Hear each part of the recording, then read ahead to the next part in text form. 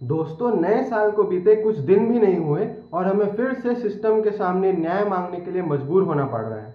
दरअसल बात है बीजापुर बस्तर छत्तीसगढ़ की, जहां एक पत्रकार की हत्या कर दी गई क्योंकि उसने एक ठेकेदार के द्वारा किए गए भ्रष्टाचार का पर्दाफाश किया था।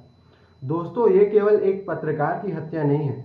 कोई भी पत्रकार अपने बारे में सूचना नहीं बताता, वो समाज के बारे में सूचना बताता है और समाज में जो गलत चीजें हो रही उसके बारे में बताता है। इसीलिए ये सिर्फ उस पत्रकार की हत्या नहीं, उस समाज की हत्या है। और बस्तर जैसे दुर्लभ इलाके में अगर कोई पत्रकार ऐसा साहसी पत्रकारिता कर रहा था, तो ये सरकार की और स्टेट की जिम्मेदारी थी कि उसे सुरक्षित रखा जाए।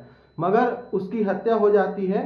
भले ही ये लोकल मीडिया में और देश में उस तरह से कवर नहीं हो रहा है दोस्तों, लेकिन मैं आपको दावा के साथ कहता हूं, आप अभी गूगल में जाइए और उनका नाम सर्च कीजिए, मुकेश चंद्राकर, और आपको दिखेगा कि इंटरनेशनल मीडिया ने इसे किस तरह से कवर किया है और एक पत्रकार की हत्या होना कितनी गंभीर बात होती है एक सभ्य समाज में।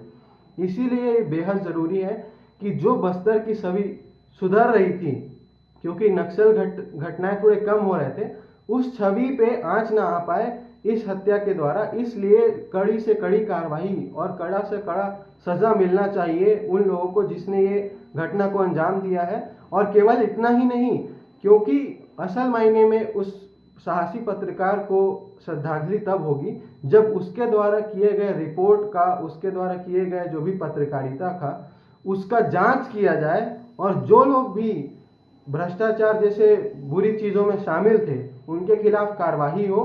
और ये बहुत संभव है कि केवल वो ठेकेदार ही नहीं बल्कि सिस्टम के अंदर लोग भी, कई सारे अधिकारी भी होंगे जो इस रिश्वत में शामिल होंगे। इसलिए कड़ी से कड़ी कार्रवाई इसमें की जानी चाहिए। और हम सबको जो छत्तीसगढ़ में निवास करते हैं, इस देश के लोग हैं, उन्हें इस वीडियो को और इस मुद्दे को ज़्यादा से ज़्यादा फैलाना चाहिए, ताकि सरकार एक पत्रकार को तो कम से कम सुरक्षित रखे। एक पत्रकार ही है जो जनता तक, दूर दूर तक अपनी आवाज़ पहुंचाता है। और अगर उसकी आवाज़ इस तरह से दब जाएगी और उसके साथ ऐसा घटना होगा, तो सोच कर देखिए कि जो देश विदेश से बस्तर घूमने सैलानी आते हैं उनके भीतर क्या संदेश जाएगा।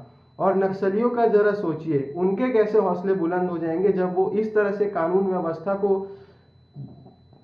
व्यवस्था की हालत खराब होते हुए देखेंगे। इसीलिए कानून व्यवस्था अगर अच्छी है, ये दिखाना है, तो हमें जल्द से जल्द इसमें कार्रवाई करनी चाहिए। Thank you.